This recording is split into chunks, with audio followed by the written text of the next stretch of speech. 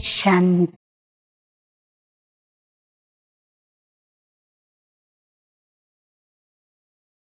हमारी आदरणीय, श्रद्धेय, पूज्य पूर्वज, हमारी मीठी मीठी प्यारी प्यारी ईशु दादी जी के प्रति स्नेहपूर्ण स्नेह सुमन अर्पित करते हुए, श्रद्धांजलि देते हुए दो शब्द मैं कुछ कहना चाहूंगी। ईशु दादी को हमने बहुत बचपन से ही देखा हुआ है। जब से मैं ज्ञान में आई, मैंने जैसे बाबा को देखा वैसे मैंने ईशु दादी को सदैव बाबा के संग में ही देखा। कभी वो बाबा के पास बैठी है, बातें कर रही है, कभी बाबा को पत्र सुना रही है, कभी बाबा से पत्रों के जवाब सुन रही है और फिर वो लिख रही है। कभी बाबा के पास भोजन कर रहे हैं बाबा और कुछ बताने आ जाती है। कभी कोई अर्जेंट समाचार मैसेज होता है तो वो बताने आती है। ऐसे मैंने उनको भिन्न भिन्न रूप से बाबा के आजू बाजू ही, इर्द गिर्द बाबा के संग के रंग में सदा रंगी हुई और नजदीक ही देखा, समीप देखा, क्योंकि वो है भी समीप रत्न और बाप दादा समान गुणों को धारण कर शक्ति स्वरूपा वह एक शिव शक्ति सभा है। क्योंकि बाबा कहते हैं अब फरिश्ता बन करके अव्यक्त स्थिति को पाना है। तो पहाड़ों पर चढ़ते चढ़ते बाबा भी बाबा के साथ हम भी चलते रहे। रास्ते में भूख नहीं लगती थी? नहीं, फिर क्या करते थे, झाड़ होते थे नहीं, उससे झाड़ फिर वो थोड़ा उसमें ध्यान नहीं करते। चेरी खाए, चेरी के करवंदे भी होते थे, जामुन वो खाया और हम खुश हो। वही सो जाते। बाबा साथ डाले तो वो ही खुशी। कभी संकल्प भी नहीं आया ऐसे कैसे चलेंगे, नहीं, वो दिन है आज दिन हम जाएंगे।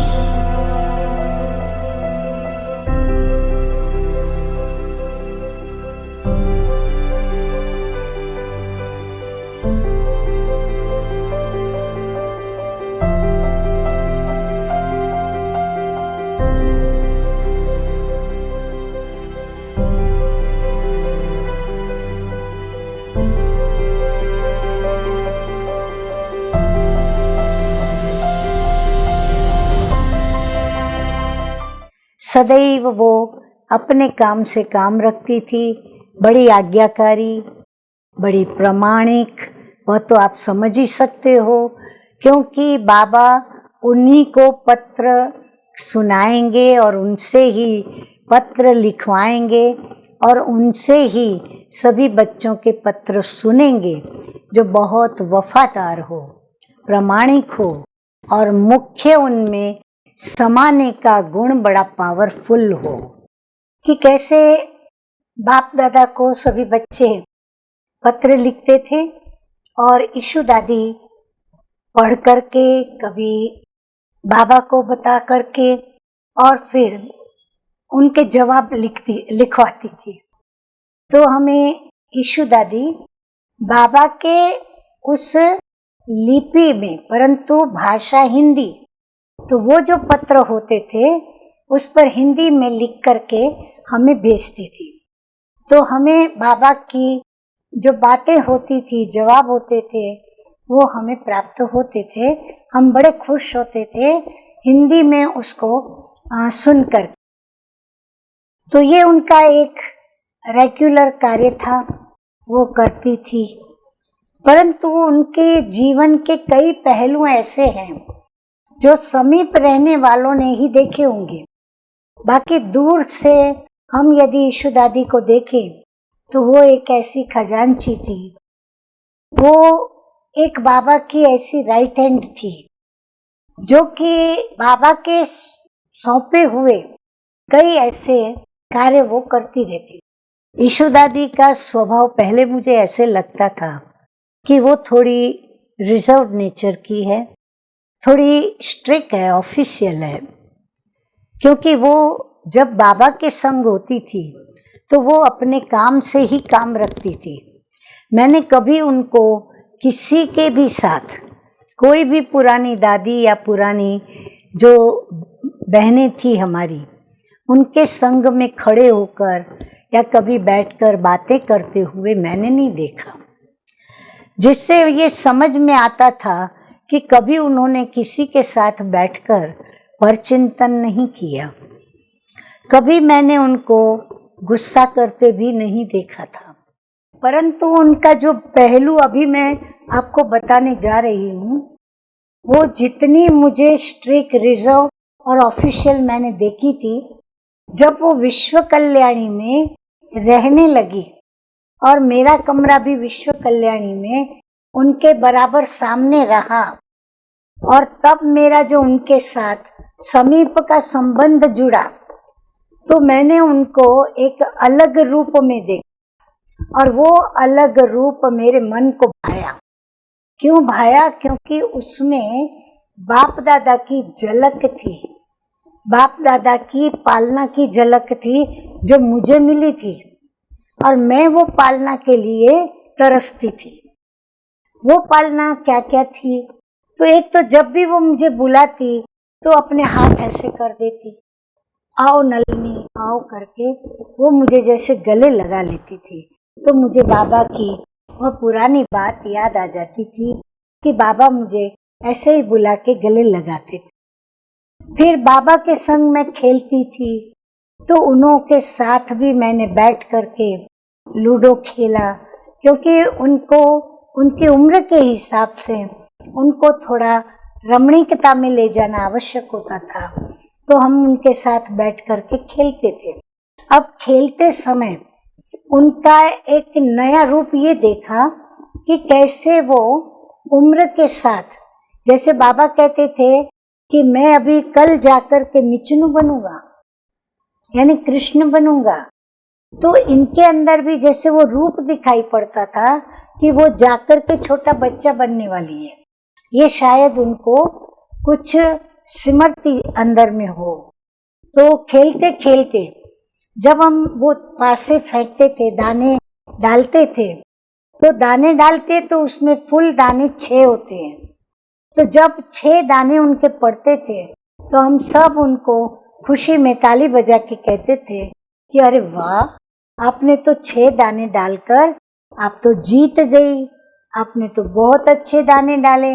तो बोला अच्छा मैं जीत गई, मैं विजय पाई। हम कहते थे हाँ आपने विजय पाई।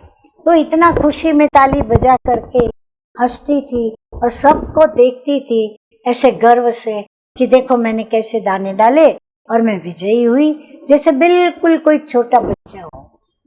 ये भी रूप देखा। फिर उनके अंदर वही एक बचपन का दूसरा रूप देखा। जब इनके लिए खिलौना लेके गई तो खिलौने को देखकर इतनी खुश हुई जैसे कोई बच्चा खुश होता है। और वो खिलौना समझो एक गुड़िया थी, तो उस गुड़िया को उन्होंने पूरा ब्रह्मा कुमारी ड्रेस पहनवाया, बैज लगाया। फिर मेरे को बोला देखो ये ब्रह्मा कुमारी, ये नलनी है, अब ये सबको नमस्ते करती है, ये सबको बुलाती है ना, तुम सबको नमस्ते कर रही हो ना। फिर वो गुड़िया से बात करी। ऐसे और भी खिलौने थे, तो वो उन खिलौनों से बातें करती थी और उससे आनंद लेती थी, जैसे कोई छोटा बच्चा आनंद लेता है। अब उनके अंदर कई हरकतें बचपन की, परंतु उन हरकतों से हमें ये सीखने को मिलता था कि हमें अपनी आत्मा को कितना पवित्र, इनोसेंट बनाना है, माना निर्दोष बनना है। हमारे ऊपर विषय विकारों के कई दोष हैं, वो हम मिटाएंगे तब हम ऐसा मीठा प्योर बचपन पा सकते हैं। तो ये रूप देखा उनका। फिर उनके अंदर मैंने ऐसा रमणीक रूप देखा जो मैंने पहले नहीं देखा था कभी। मैं उनके पास कभी गई तो अचानक वो मुझे सरप्राइज देते थे, कभी गीत बजाकर पुराना और फिर मेरे साथ वो डांस करते थे, कभी वो मुझे सरप्राइज देकर मेरा बर्थडे मनाते थे। मतलब वो कुछ ना कुछ मुझे सरप्राइज देते थे। यहाँ तक कि कोई भी नई टोली विदेशों से भी आती थी तो वो कहते थे, कविता जो उनके अंग संग रहती है और खगेंद्र भाई, ये टोली नलनी के लिए रख दो और नलनी को अपन दिखाएंगे और खिलाएंगे। फिर वो हमको दिखाती थी कि देखो ये कैसी टोली है, ये कभी खाई तुमने, पता है इसका नाम क्या है। ऐसे वो रमणीकता से वो टोली दिखाएगी और बात करेगी। कभी भी उनकी बात में मुझे अभिमान नजर नहीं आया, कभी भी मुझे उनकी बात में ऐसी कोई बातें सुनने को नहीं मिली कि ये व्यक्ति ऐसी, ये व्यक्ति ऐसी या वो व्यक्ति ऐसी। हालांकि सुनाने वाले उनके पास आके सुना के जाते थे, पर मजाल है उनके मुख से कभी किसी के विषय में नेगेटिव बात नहीं निकली। सभी के लिए पॉजिटिव बोलती थी, सभी का गुण सुनाएगी, मुझे भी मेरा गुण सुनाएगी। तो इस प्रकार हमने देखा कि बाबा की ट्रेनिंग कैसी थी। बाबा ने इन सभी दादियों को इतना पॉजिटिव बनाया था कि मुझे मेरे जीवन के अंदर कई नेगेटिव बातें आई जो देखी सुनी, फिर बोली भी, उस संग के प्रभाव में भी आई। तो ये दादियाँ हमें समझा करके और योग की शक्ति भर करके और हमें हमारी इन बातों का परिवर्तन करके आज हमें ऐसा श्रेष्ठ बनाया कि हम भी सकारात्मक रूप से हम आगे बढ़े। हाँ, और एक बात कि वो याद में भी उतनी ही लगन में मगन रहती थी और जैसे निरंतर योगी थी। बाबा के बिगड़ तो वो रह ही नहीं सकती थी। ये बात बहुत थोड़े लोगों को पता होगी। जब बाबा एक बार बॉम्बे में आ गए थे तो वो नहीं आई। वैसे जब बाबा आते थे तो वो साथ में होती ही थी, परंतु किसी कारण से वो साथ में नहीं आई। परंतु वहाँ मधुबन में अभी तो 2 दिन हुआ न हुआ और उनकी आत्मा जैसे बाबा के बिगर ऐसी तड़पने लगी तो उन्होंने एक गीत भर के बाबा के पास भेजा और वो गीत था, मैं 1-2 लाइन सुनाती हूँ।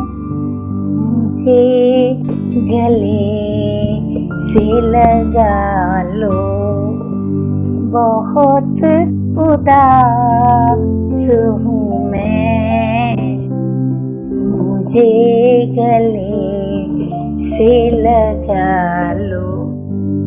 सारा गीत इतना दर्द भरा और किसी पिता से बिछड़ी हुई बच्ची या दोस्त से बिछड़ा हुआ दोस्त या प्रेमी से बिछड़ी हुई प्रेमिका, इतना दर्दीला गीत। वो दर्दीला गीत बाबा ने जब सुना और साथी जो थे वहाँ उन्होंने भी कहा कि बाबा ये तो आपके बिगड़ जैसे सूख जाएगी।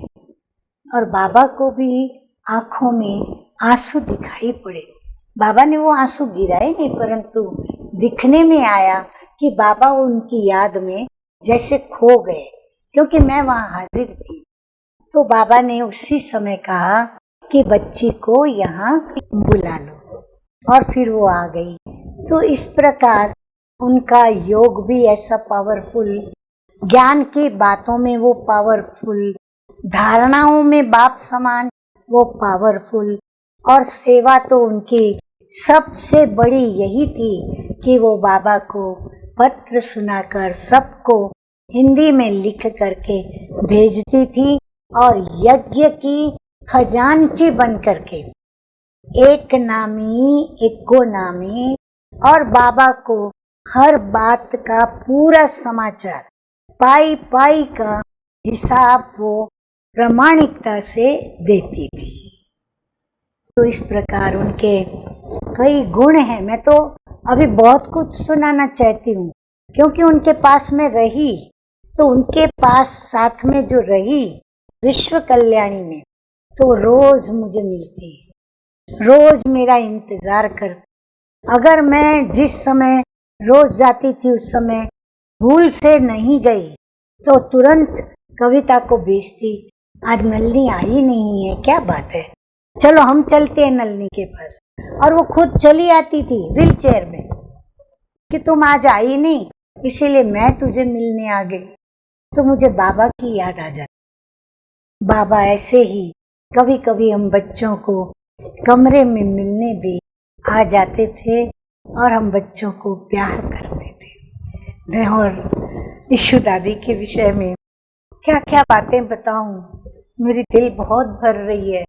मुझे सुनाने को तो बहुत कुछ है, लेकिन ईशु दादी हमेशा कहती थी मुझे छोड़ के देखो तुम चली जाती हो, और ऐसे ऐसे करके रोती थी कि तुम चली गई ना, अभी कब आएगी, कब आएगी। फिर जब आती थी तो मुझे कहती थी देखो कितना समय लगा दिया तूने। आज मैं ये फरियाद ईशु दादी को कर रही हूँ, प्यारी ईशु दादी, मैं तो छोड़ के गई फिर वापस भी आई, कई बार गई कई बार आई, लेकिन आप तो हमेशा के लिए मुझे छोड़ करके और चली।